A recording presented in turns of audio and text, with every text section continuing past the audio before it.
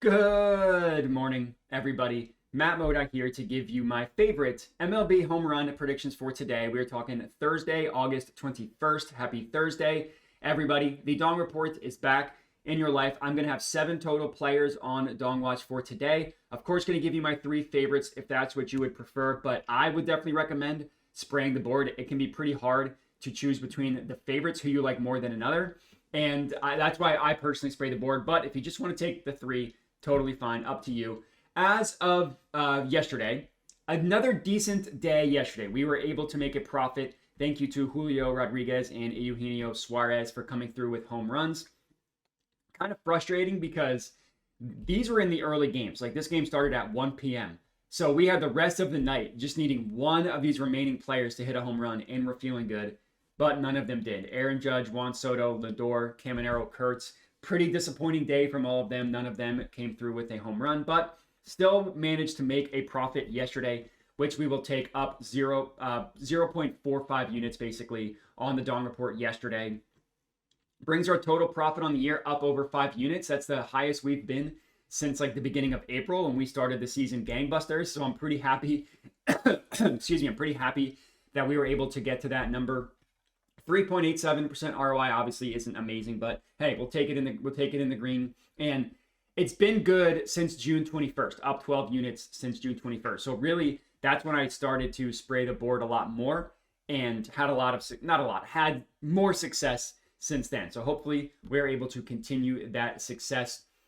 As of today, not a great Dong slate. There are 2 games in the green, 4 home runs, Coors Field and Steinbrenner Field. I do have plays in those. Wrigley is just a no-touch for me. You're going to look at the prices and want to play some players at Wrigley. I just can't. When they're 10-mile-an-hour winds blowing in at Wrigley, it just makes it a no-touch. It's minus 27% according to Ballpark Pal, and it's minus 19% according to Weather Edge. And I just can't get there with Wrigley. I do have a couple plays at Nats Park, which is not great from a weather perspective, but it's not terrible. And then I have a play at Yankee Stadium as well, which actually is not great from a weather perspective, but I still like the play. So we're going to get into all that. The best game of the day by far is this game at Steinbrenner Field. You just hope that it's going to be played because there are some rain issues in this one. Now I'm going to have 3 plays in this game. We can get right into it. Alec Burleson.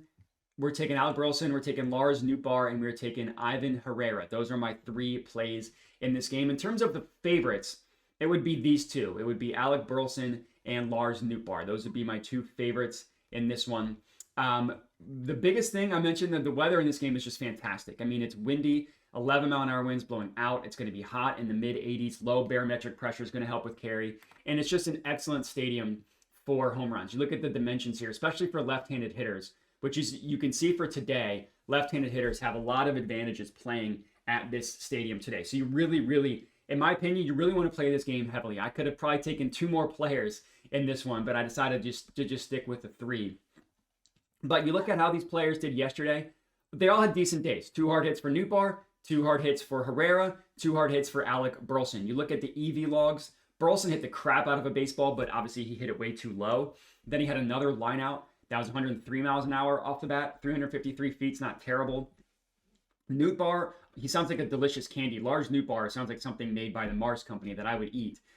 He had a good day yesterday, 105 miles an hour off the bat, 367-foot double, and then another 102 miles an hour off the bat. And then Ivan Herrera had a flyout, 100 miles an hour off the bat, and another flyout, 98 miles an hour off the bat. So pretty good day for all 3 of them. You take a step back and you look at how they're hitting recently.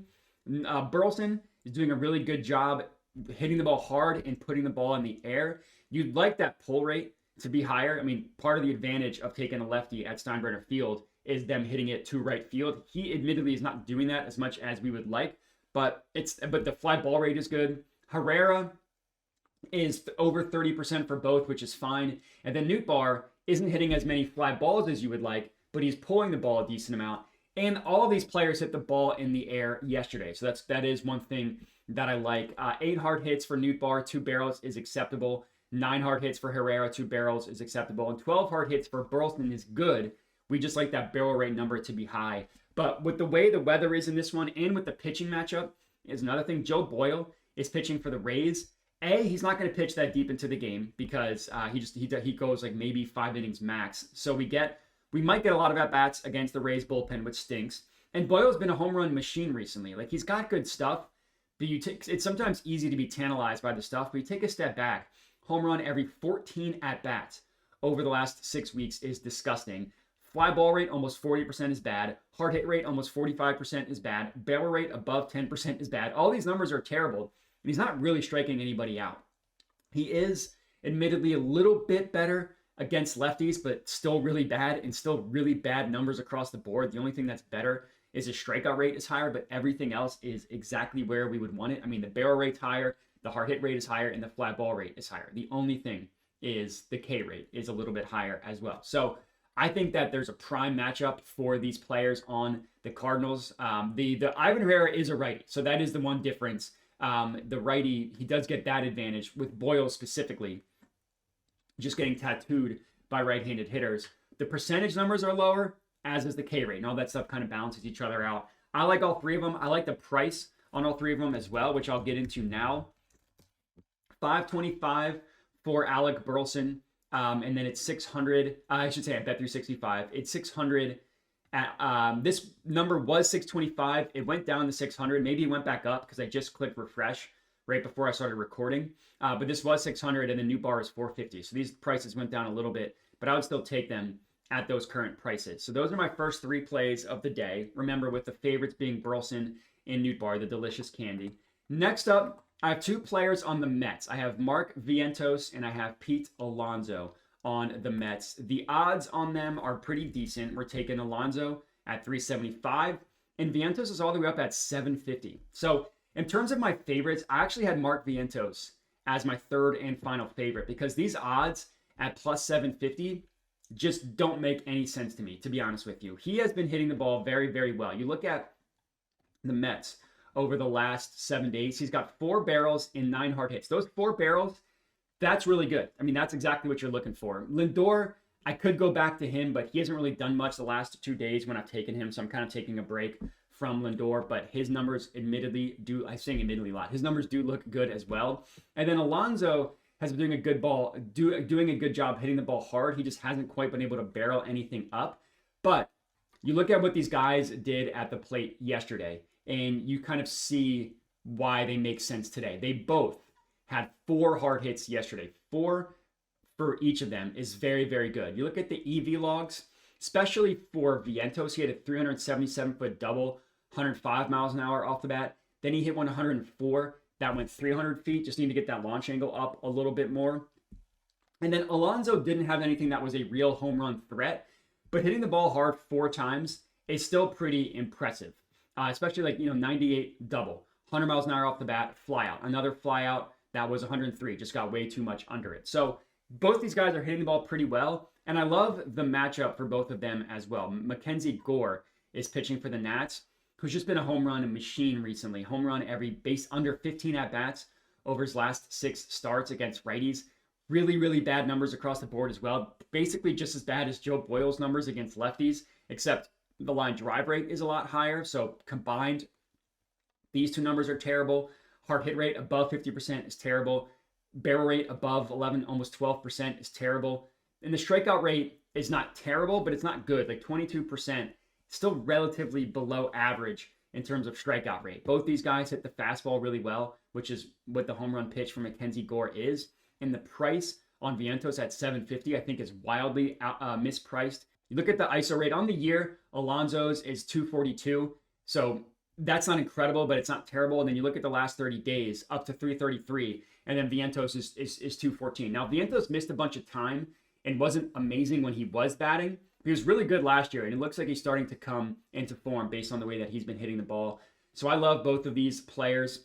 I will say I was really close to going with Jeff McNeil at plus 1,200 because that price is ridiculous, but he hasn't hit a home run against a lefty all year. So the righty versus lefty matchup doesn't really impact him that much. But just if he does hit a home run, I will be frustrated because I did look at him.